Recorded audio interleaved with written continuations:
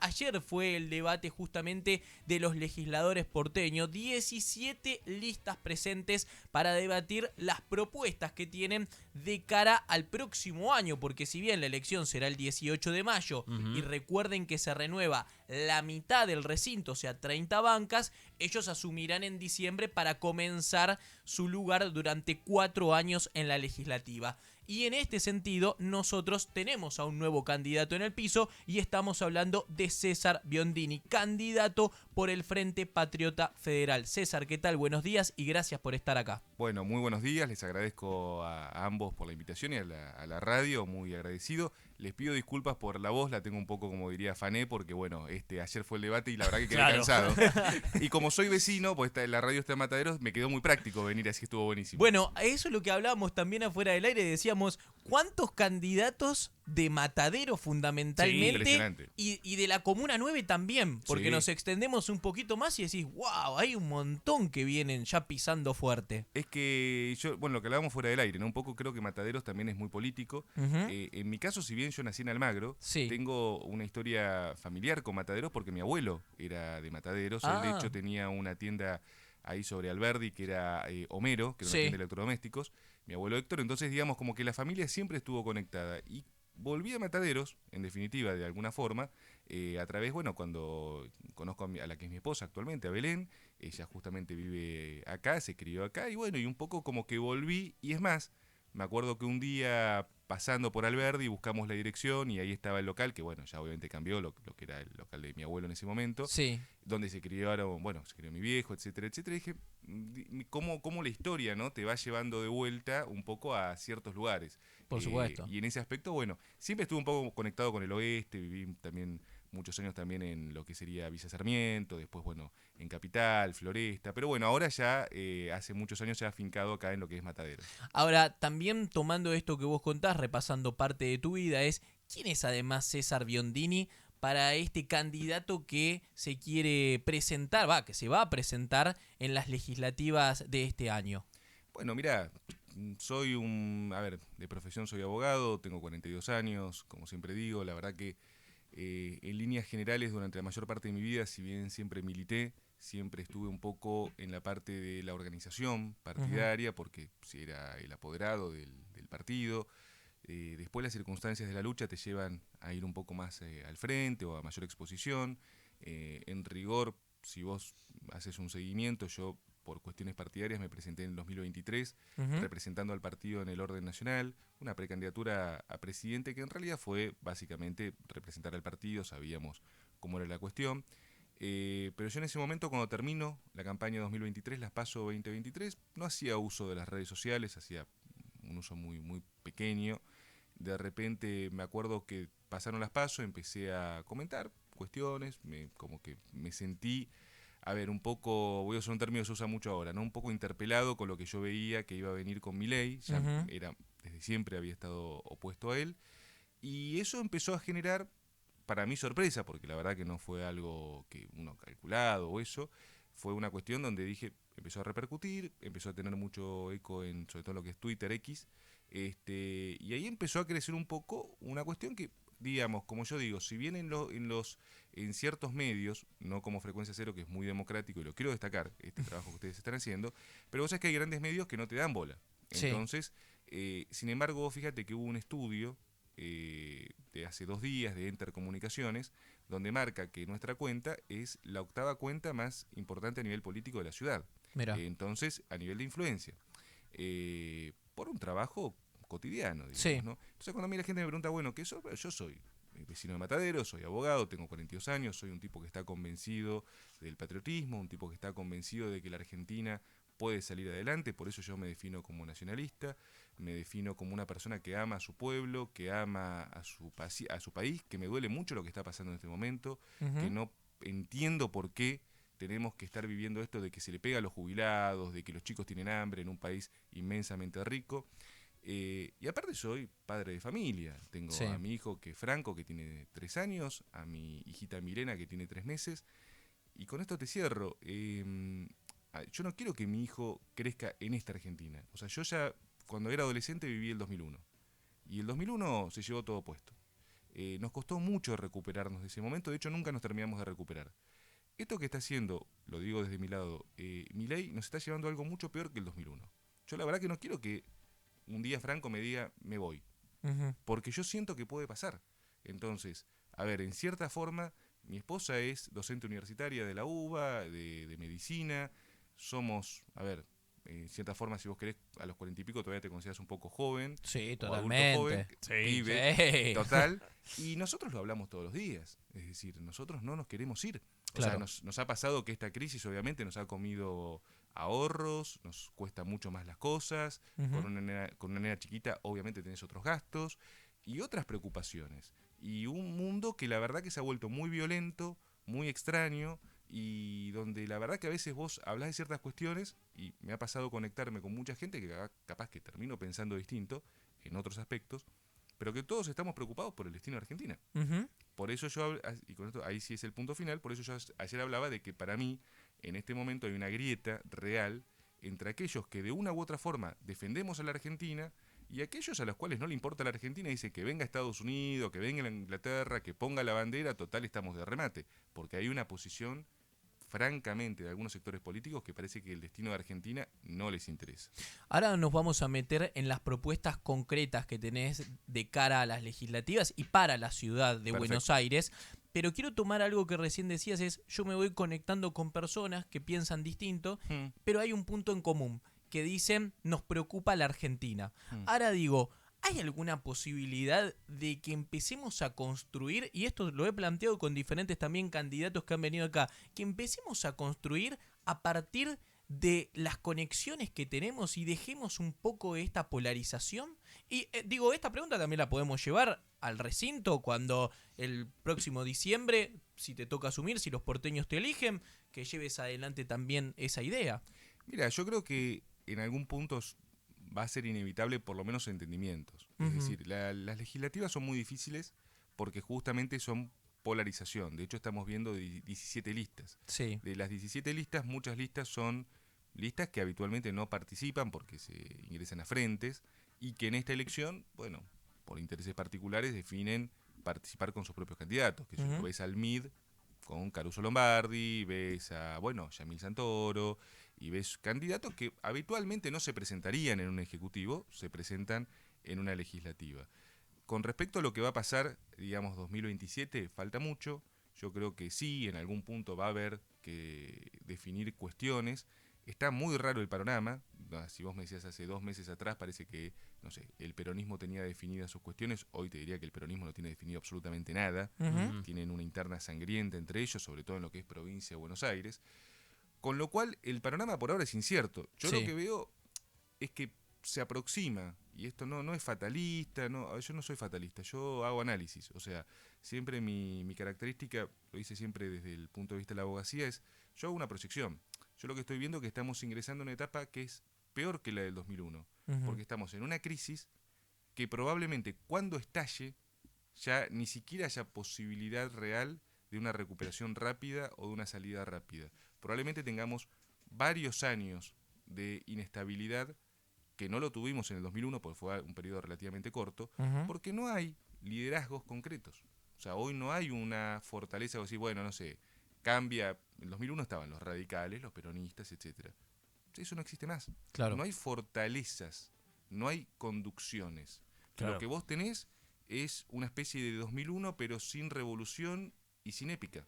Ujú. Y eso es un poco lo que nos está pasando, por eso yo veo una cuestión adormecida, por eso en algunos puntos uno tiene que, digamos, ser, como dicen ahora, más picante, porque yo también quiero despertar un poco a la gente y decirle, a ver, estamos yendo hacia el abismo. Claro. Y ese abismo Ujú. es un abismo que nos va a costar muchísimo recuperarnos. El hecho de que hoy, a esta hora, esté viajando el jefe del Comando Sur a Ushuaia para, entre comillas, revisar la posición de los chinos, sabiendo que Ushuaia es el ingreso a la Antártida y que el ministro de Defensa le vaya a servir de mucamo, a mí, en lo particular, me aterra. Ujú. Como argentino, y me aterra más que no haya un análisis geopolítico de lo que está sucediendo y que lo tomemos como algo, no todos digo, pero que haya gente que lo tome como algo normal. Claro. Porque la Antártida es básicamente el futuro de la Argentina.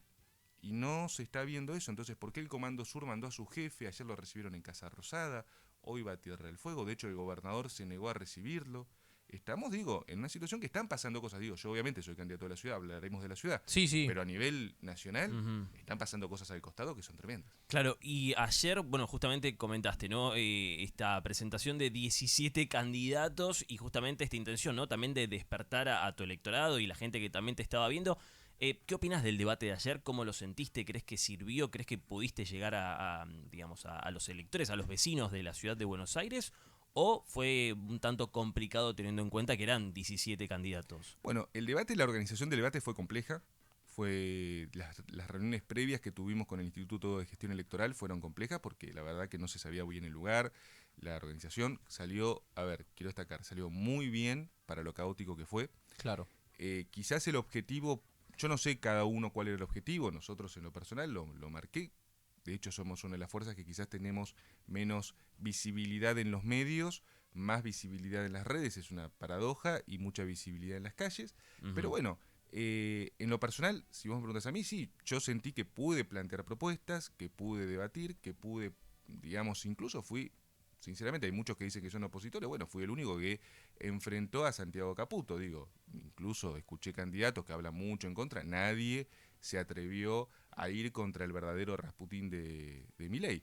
Bueno, en mi caso lo hice, con todas las consecuencias que eso te implica, porque ojo, después te atacan, te insultan, es un ambiente de hostigamiento. Yo por eso hablé, una de las propuestas muy concretas fue regular, sin perder la libertad de expresión, porque esto incluso nosotros lo marcamos, pero la regulación de las redes sociales, hoy por hoy no es solamente por un tema político, es por un tema de los chicos.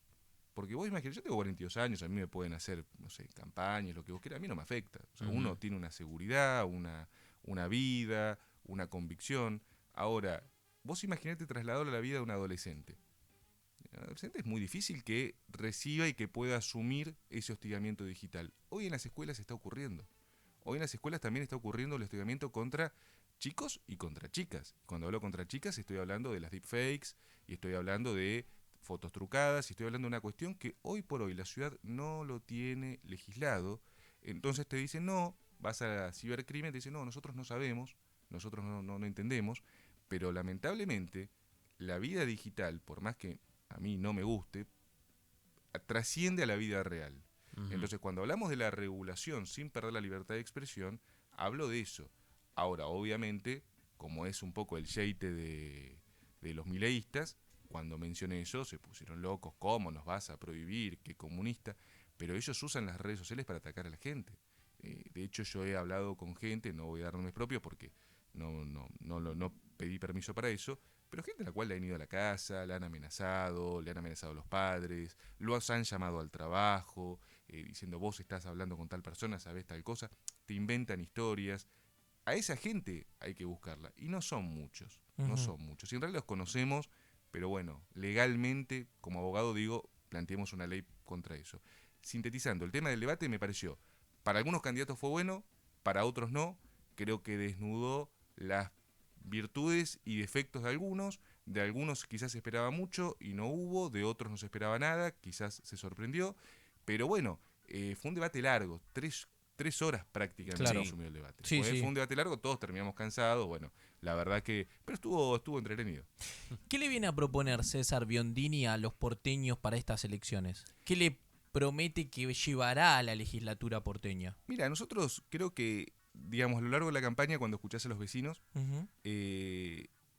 pude acuñar, si os querés, elaborar un concepto que me parece que sintetiza, que nosotros lo que hablamos es de orden con justicia social. Ujú.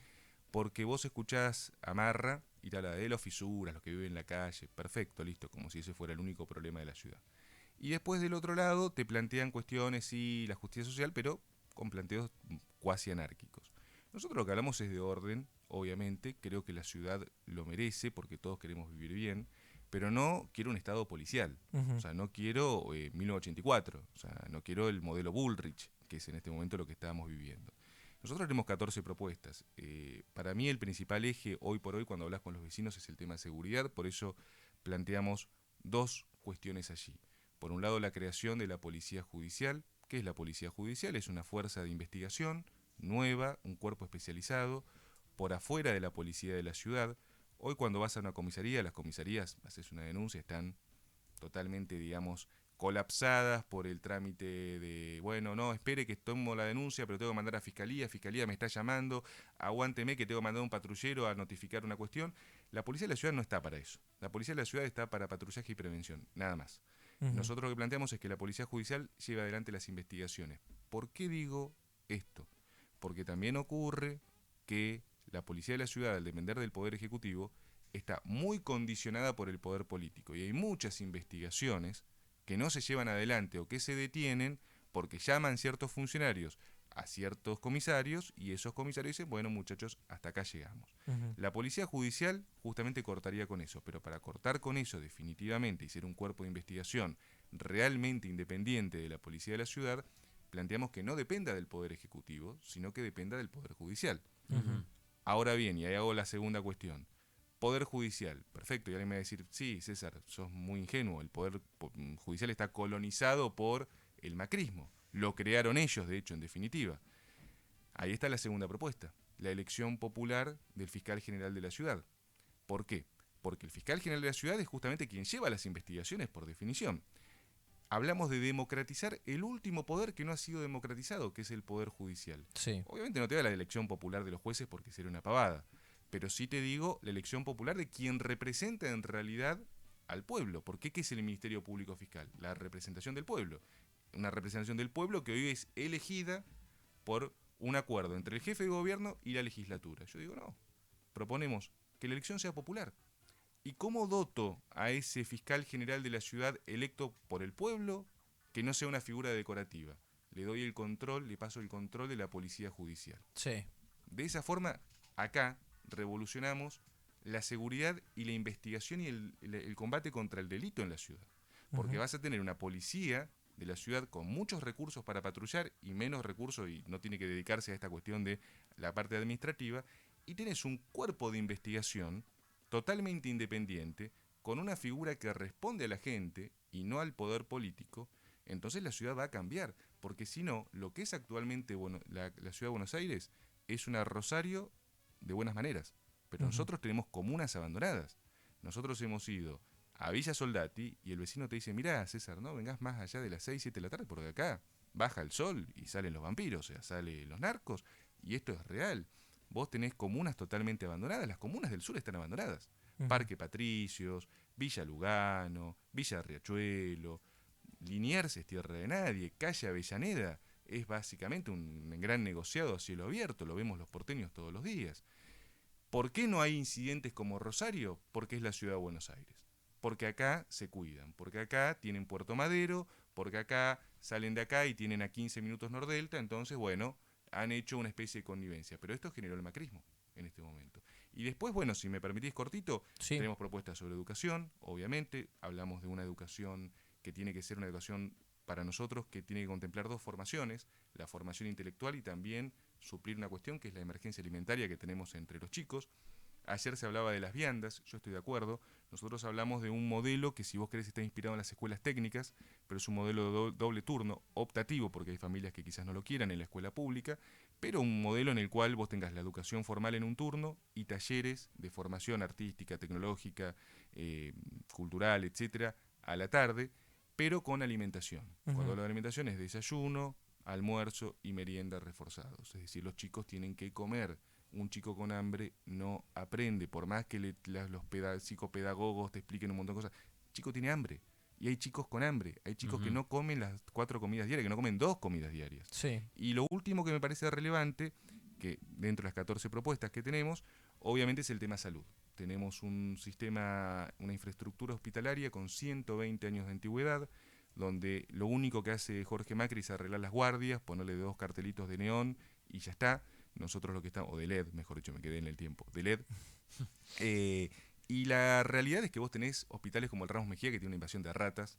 Hemos puesto entre las propuestas, porque lo hemos hablado con los médicos y a mí me sorprendió, pero bueno, está botones antipánicos para los médicos. No hay seguridad en el hospital público. Los médicos a veces son sometidos en turnos de noche a situaciones de violencia donde la policía cae una hora después.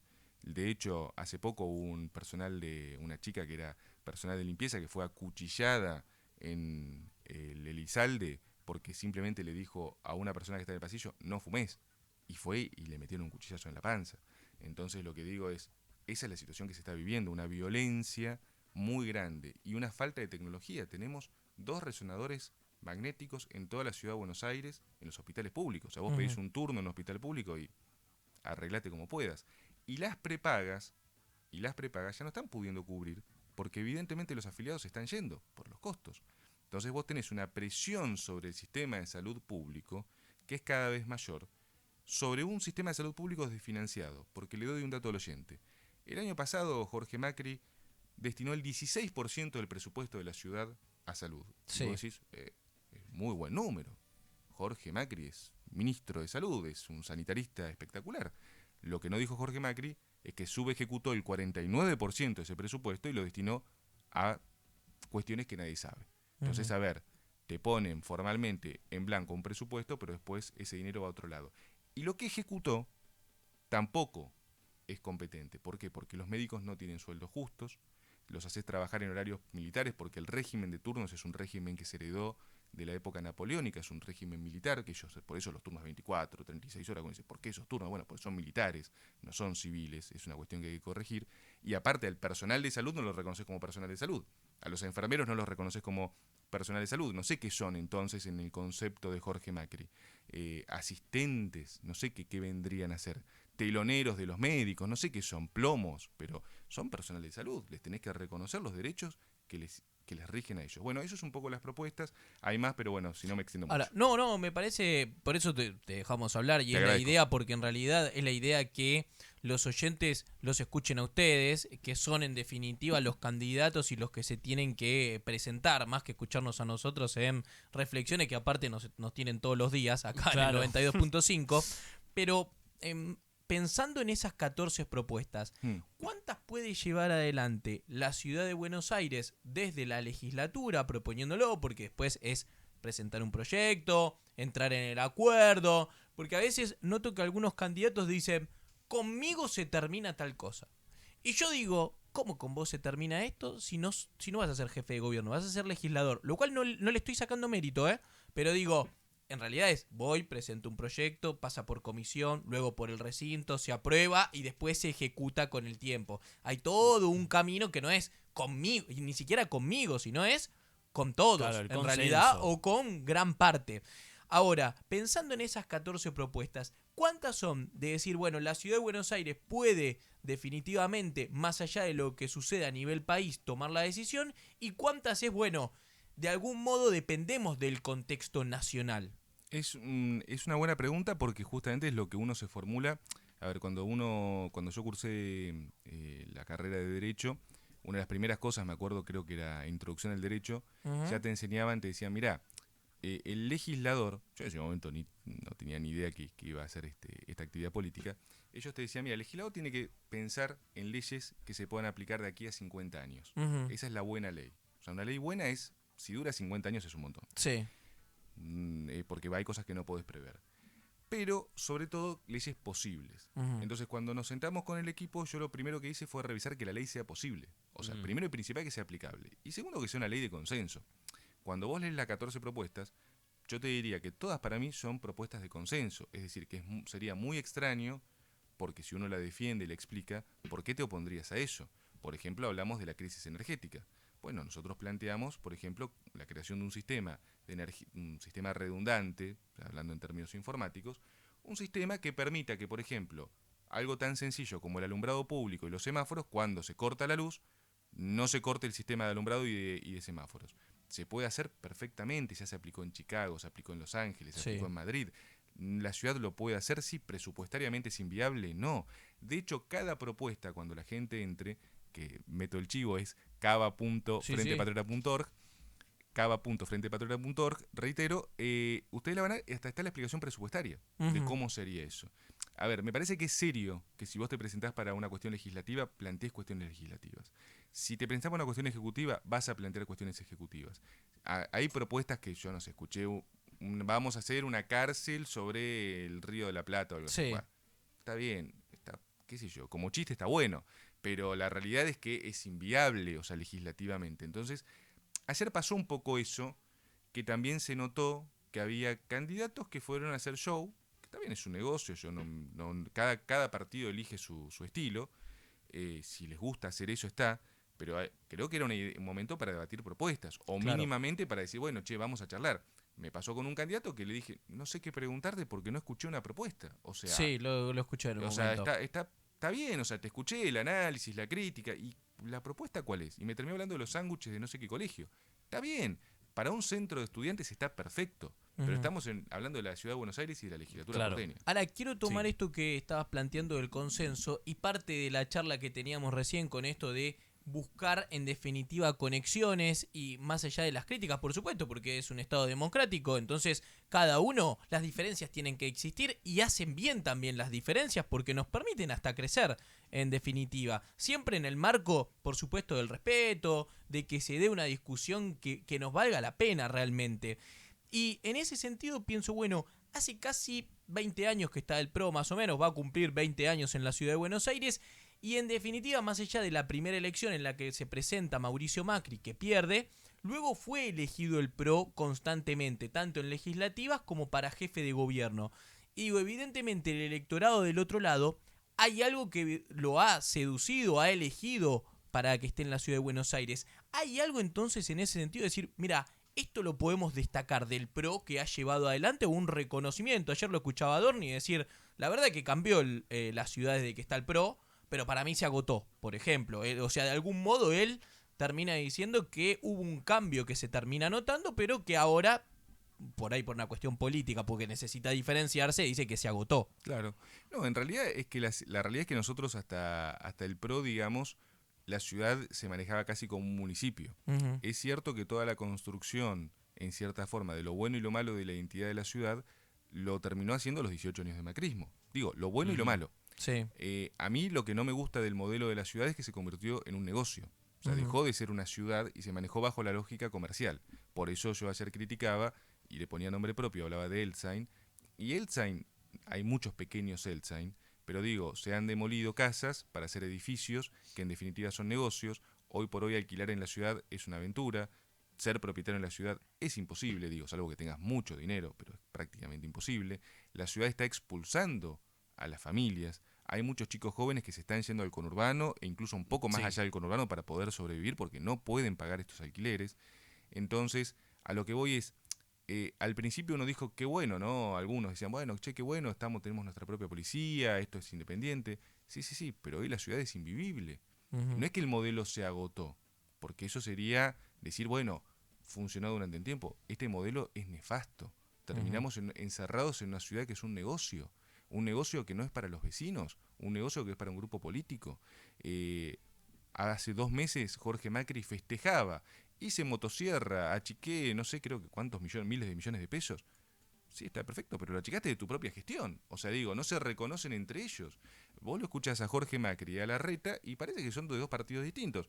Ayer lo escuché a Larreta decir, aprendí. Bueno, si después de 8 años de jefe de gobierno aprendió, la pucha, pero hubiera aprendido antes, hubiera ido a la escuela el hombre. Entonces vos lo escuchás a Larreta y Larreta parece que es un chico nuevo en la política que está ingresando ahora, que recién está entendiendo. A Larreta le pagamos la campaña presidencial. Los Ujú. porteños. En el 2023 nos enchufó acá un metrobús en Alberdi que no tiene ningún tipo de sentido y un metrobús en directorio totalmente con sobreprecio para pagar la campaña política a Larreta.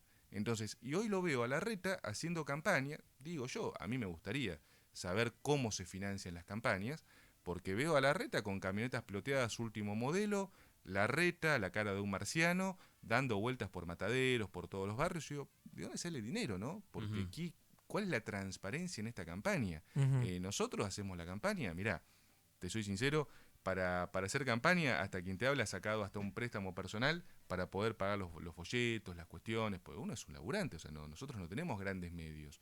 Entonces, yo le aclaro a la gente, por ejemplo, ustedes son un medio absolutamente democrático, es una invitación, tenemos esta charla. O sea, que hay medios que te cobran por eso. Ujú. Entonces, y yo tampoco entro en esa lógica, Sí. porque si bien yo entiendo que alguno me dirá, bueno, César, lo que pasa es que con la pauta, bueno, está perfecto, listo, pero no te abren ni un minuto. Y Ujú. después te dicen todas las voces, ¿no? Todas las voces, todas, no son todas son todas las voces que pueden. Entonces, ¿qué te quiero decir con esto? Que la ciudad, hoy por hoy, para mí, este modelo se tiene que terminar. O sea, Ujú. nosotros hablamos por eso, de una ciudad con orden, con identidad, pero con una comunidad organizada, con justicia social. Una ciudad que realmente sea para los vecinos y no este modelo terrible que sinceramente para mí es excluyente. Ujú. Y terminás con esta lógica de marra que le quiere cobrar al tipo que vive en la calle una multa. Ujú. O sea, digo, es de una estupidez absoluta. Sí. No, los fisuras son... a mí me preocupa, ¿sabes lo que me preocupa más? Te cierro con esto. Me preocupa más que los fisuras que viven en la calle, a mí me preocupan los fisuras que viven en los despachos públicos. Ujú. Esos me parece que son los culpables de todo esto. ¿Por qué digo? La corrupción es el verdadero problema. No, la delincuencia callejera es un, si vos querés, es un emergente de la corrupción política. Y hasta ahora, ¿cuántos políticos han ido presos en la ciudad de Buenos Aires? Ninguno. Ujú. 18 años de macrismo, no vi un macrista preso. No hay un macrista que digan, che, nos equivocamos. No, nada, nada, nada. Entonces digo, bueno, ahí está la madre del borrego, como dice el tango. Claro. César, hay 17 candidatos y un poco recién estaba haciendo mención sobre, bueno, el PRO está con los Penato, aparece Horacio Rodríguez Larreta, que hasta hace muy poquito tiempo estaba justamente dentro del PRO. Ayer hubo una chicana también vinculado a eso, entre Sí. ellos, por supuesto. Después aparece del otro lado La Libertad Avanza, con un Marra que también hace 2 minutos era parte de La Libertad Avanza, con un Yamil Santoro que está, uno lo puede meter en la parte de La Libertad Avanza, alguno por ahí dentro del PRO, porque en realidad Republicanos Unidos también participó de eso. Da la sensación como que hay pequeñas internas, ¿no? El peronismo con Abal Medina y Santoro. Y yo te escuchaba ayer y decías, bueno, yo soy nacionalista. Hmm, Y la escuchaba a Mila y Mila dijo también, yo soy nacionalista. hmm. ¿Se dan internas? ¿Hay una interna acá en el caso tuyo con Mila? ¿Hay una interna vinculado a La Libertad Avanza por una cuestión de hacer una división entre derecha e izquierda, como la izquierda también tiene su Sí, la suya división con propia. 2 listas? Hmm. ¿Existe eso? No, mira, en el caso nuestro, por lo menos no. Yo, la verdad que respeto a todos los candidatos. De hecho, a Mila la conozco. Me parece que es una chica que está emprendiendo un camino, es una dirigente. No le voy a decir, no parece que le estoy bajando el precio. Es una dirigente que está emprendiendo el camino. Me parece muy bien. Bueno, ella tiene su historia política, Sí. ¿no? Que estuvo, bueno, ella misma lo reconoció, estuvo vinculada al tema libertario. Bueno, después celebro que se haya dado cuenta en el caso de ella de que, bueno, no estaba en el lugar correcto, o por lo menos no en el lugar correcto para ella. Ujú. Pero en el caso nuestro, nosotros tenemos una trayectoria, tenemos una historia. Yo tengo una definición política muy concreta, la pude exponer. Tengo una ideología, esa ideología la expongo. Y a veces incluso es interesante esto que vos decís, porque es una cuestión muy difícil. Yo no me considero, por ejemplo, de derecha, tampoco me considero de izquierda. Ujú. Es decir, si la derecha es el planteo de vamos a patear fisuras por la calle, porque son fisuras o porque lo que ellos le dicen fisuras es gente en situación de calle. Quiero Correcto. aclarar esto. O sea, él le dice fisura a una persona que está en situación de calle y él le dice fisura a una familia que ha perdido todo y a una familia que necesita ayuda, no Ujú. represión y que la tiren a la provincia de Buenos Aires como si fuera un desperdicio. Entonces, en ese aspecto creo que, por eso yo dije, creo que la interna para mí no vale, creo que sí son conceptos de quienes estamos a favor de una patria que realmente, yo siempre digo que para mí la única patria grande es Argentina, eso Ujú. siempre lo manifiesto, y me dicen, pero eso, yo creo que creo que tenemos que defender lo nuestro, o sea, me parece bárbaro que le vaya bien al resto de los países, pero yo me preocupo por el mío. Claro. Porque creo que la Argentina puede salir adelante con sus propios recursos. Después sí, la hermandad latinoamericana, la hermandad mundial, sí, está perfecto, buenísimo, pero yo soy nacionalista. Ujú. Creo que todos los países que han progresado han tenido una política nacionalista. El mundo lo marca, a ver, Trump, Putin, dos figuras totalmente antagónicas. China misma tiene una política profundamente nacionalista. A nosotros nos venden el propio Milei el libre mercado, pero hace negocios con un dirigente como Trump, que es un tipo ultranacionalista, con todos los defectos que puede tener. Entonces yo digo, este es el problema que tenemos actualmente en la Argentina. Los modelos que te vienen a entregar y que te quieren convencer que el extranjero es bárbaro, y los modelos como nosotros decimos, tenemos que empezar a sobrevivir con lo nuestro y a crecer y a desarrollarnos. La Argentina tiene toda la potencialidad, para valga la redundancia, ser una potencia regional. Fíjate que Milei lo primero que destruyó